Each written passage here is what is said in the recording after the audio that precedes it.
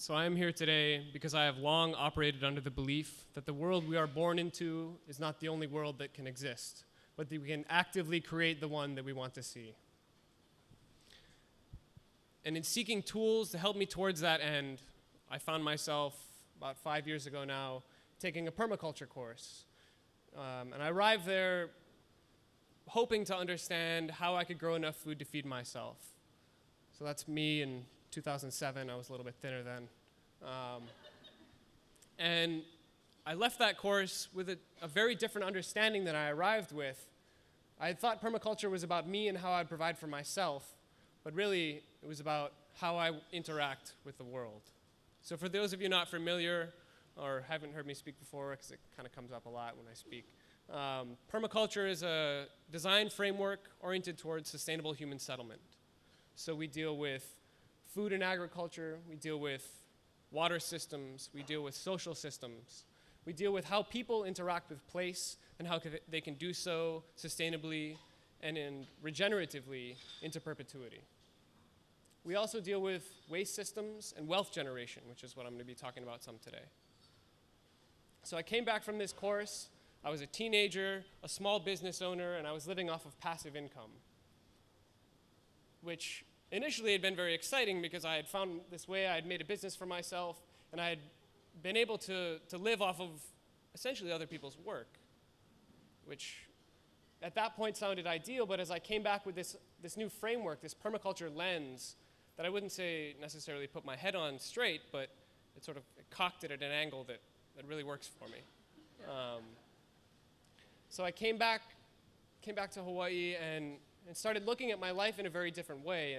And what was it that how did I go through the world, and what legacy was that leaving, or what impact was that really having? One of the things that became most striking to me was the impact of my waste on the world. And I found myself one day at Waimanalo Gulch, sitting behind a semi-truck, and the guy in front of me had, I guess, finished his plate lunch and tied it up in a plastic bag and stuck his arm out the window and dropped it on the ground. And I'm sitting there like, oh, come on, man, this is Hawaii. We don't litter here. I mean, I grew up here. It's not acceptable. It's not what we want to see in our world, but fortunately there was a long line, so I had some time to think about it. And it became apparent to me that we're all complicit in this act. We all litter in a way that we're able to sort of outsource it, right? The trash bin in our home is the headwaters of the landfill. It's what sends all of these wastes, as we see them, into what was a pristine landscape and is now a wasteland. I mean, it's referred to as a sanitary landfill, but from my opinion, that's a bit of a misnomer. And so I began to think about, what is it about my life that makes me need to generate all of this waste? What activities am I doing that are creating these byproducts that I don't necessarily want to see in the world? And so as I started looking further, I found some interesting data.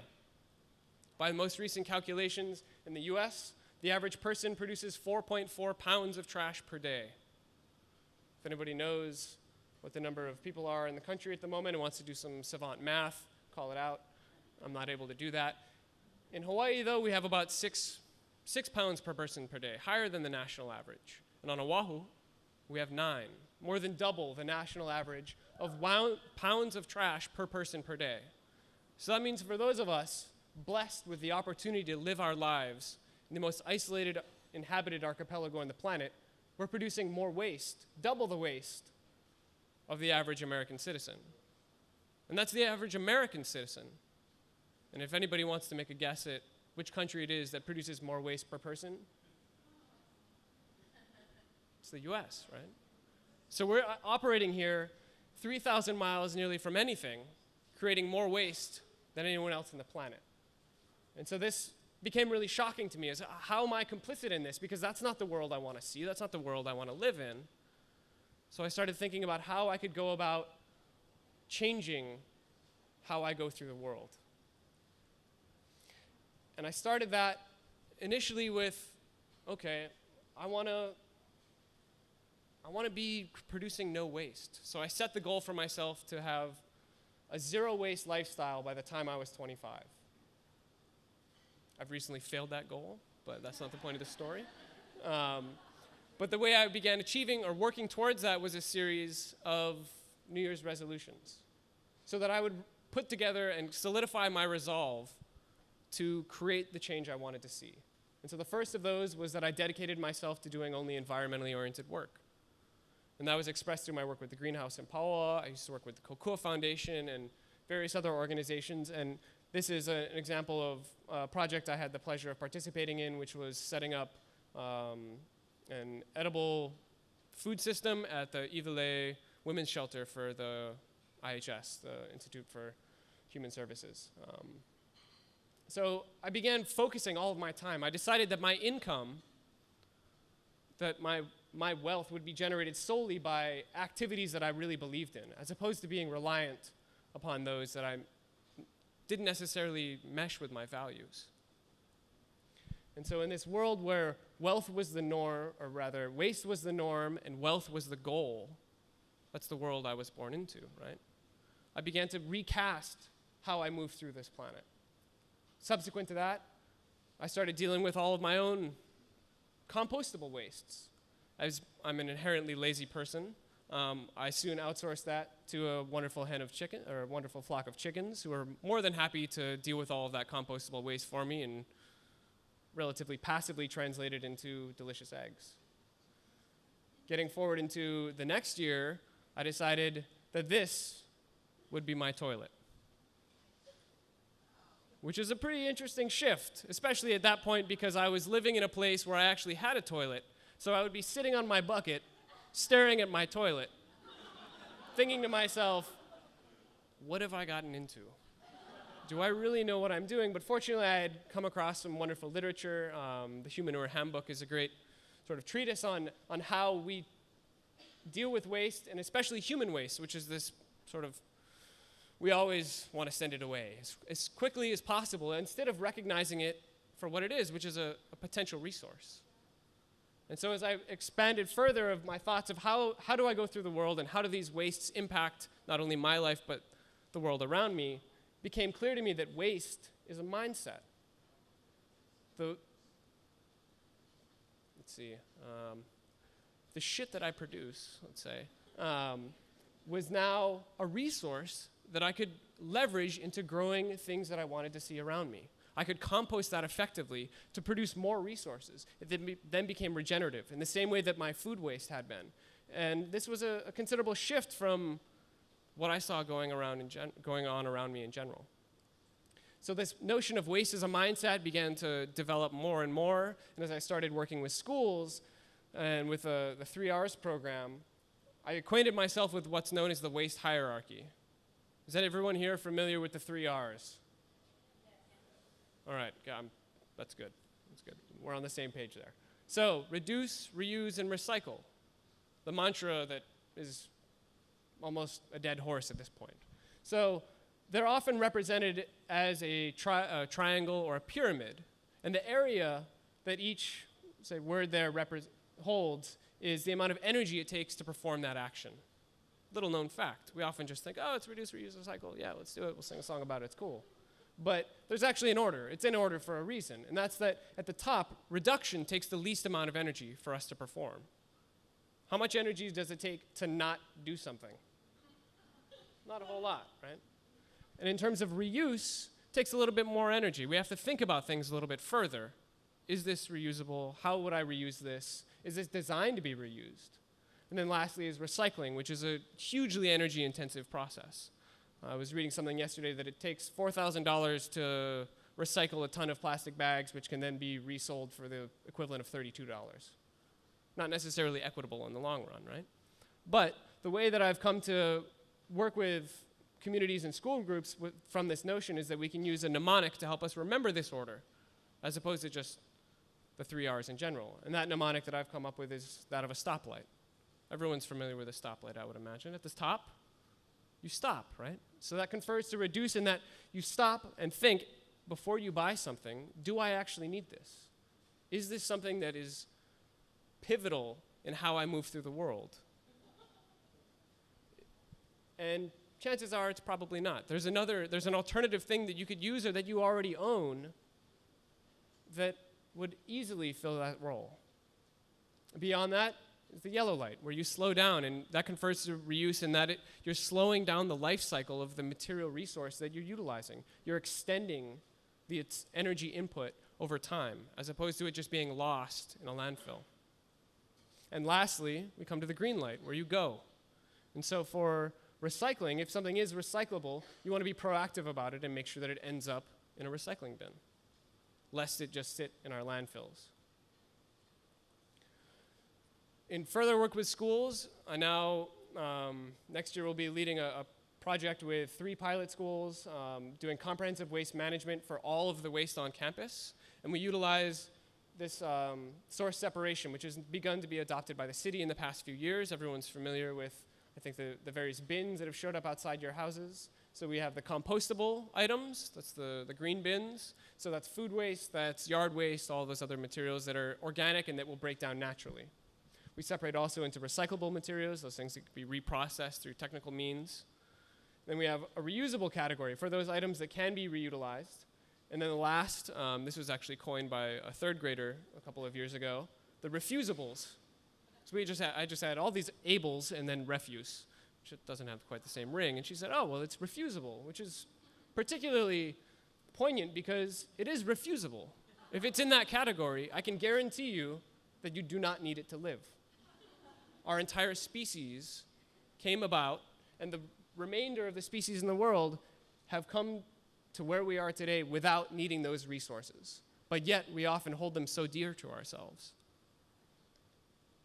So this is a screenshot of a waste audit done recently with the Academy of the Pacific. And so we actually get high school students out there digging through trash, which is often a little bit of a learning curve there as well. And so then they go through and we weigh everything out. What I found particularly useful is that some of the most demonstrative examples are not actually the weighing and the sorting, but it's when every single time that I can recall, there's always something in there that's still edible, whether that's a banana, or it's a juice cup, or a milk carton, or some other item. And for them, that image of me reaching into the trash and then consuming this item is the most shocking. And granted, I'm not like slopping out the yesterday's sloppy Joe. It's finding, because there's natural packaging and things like bananas and whatnot, but it becomes very clear that that waste notion is really a mindset. Something that we were more than happy to shovel into our faces half an hour ago is now something that we would cringe to even touch. And so that act of consumption, or finding all of these resources in what was waste, begins to recast for ourselves what it is that we really need to live. And once we begin to recognize that all of these wastes can be a resource, then we see that we're surrounded by resources. And for any of you that have driven around right before bulk waste pickup day, you could recognize that our streets are inundated with resources. And so as we recognize those things, as we begin to change our perceptions about them, it can become apparent that a lot of the other things that we would be alternatively seeking to gain through economic means, through building our wealth so that we can buy all these things that we probably don't need, that we live in a world of abundance, and that we don't have to go through it in the way that we're necessarily told we should. Through my work with waste management, I've had the pleasure of traveling internationally. This is a photo from Port-au-Prince in Haiti. I was working there after the earthquake, and this is one of the canals where in Port-au-Prince, there's canals that run from sort of the upland areas all the way out to the coast. And this is not even at the coast, but further down in areas like Cité Soleil, this trash will actually build up to the height of those walls.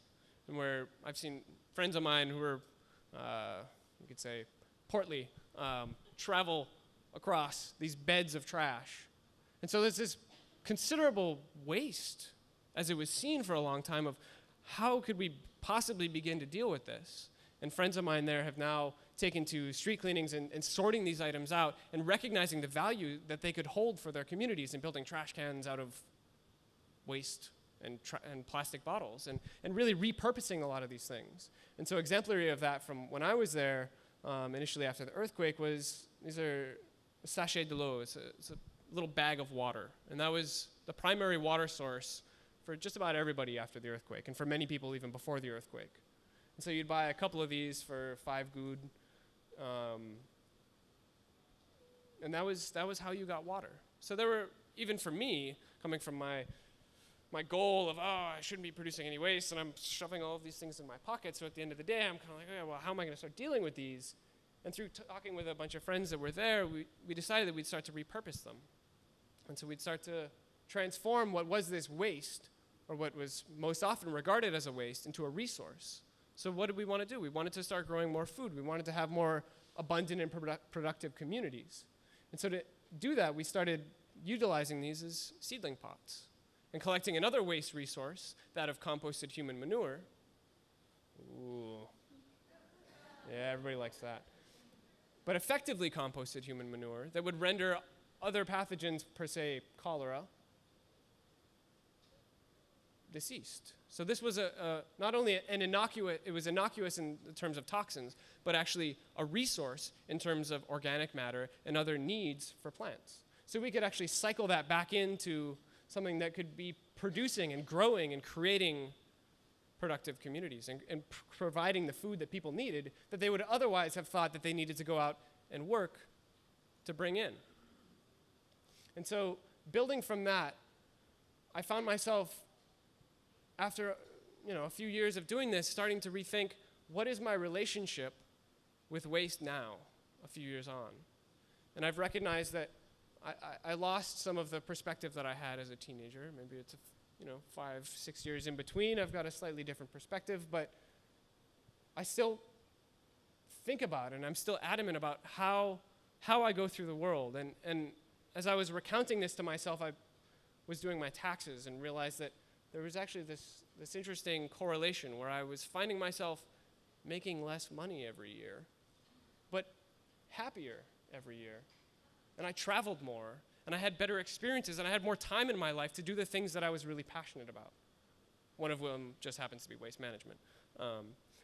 But I would charge you in the audience to consider what your relationship is with waste, whether you recognize or how you recognize waste as a resource, and what the relationship is between wealth and well-being, and how a transition from one mindset to another, or even the recognition of wealth as a mindset. Because at the beginning of this talk, I was recognizing myself as someone who valued wealth as something that I could gain, that I could economically create.